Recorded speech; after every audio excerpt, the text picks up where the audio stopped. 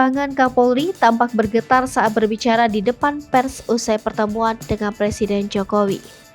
Usai pertemuan dengan seluruh petinggi Polri di daerah dan Presiden Joko Widodo, Kapolri Jenderal Listio Sigit Prabowo memberikan keterangan di depan pers. Tetapi ada yang jadi sorotan pada momen itu.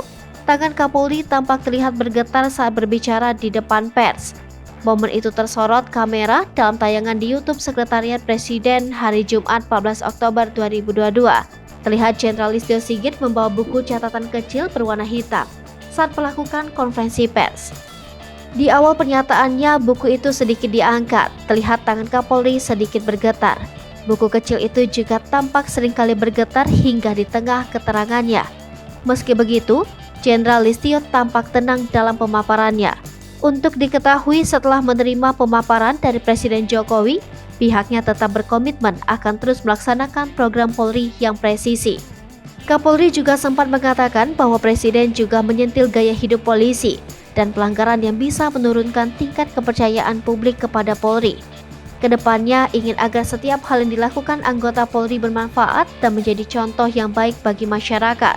Listio Sigit juga menyatakan akan menindaklanjuti pelanggaran-pelanggaran untuk mengembalikan rasa kepercayaan masyarakat kepada institusi kepolisian di tanah air.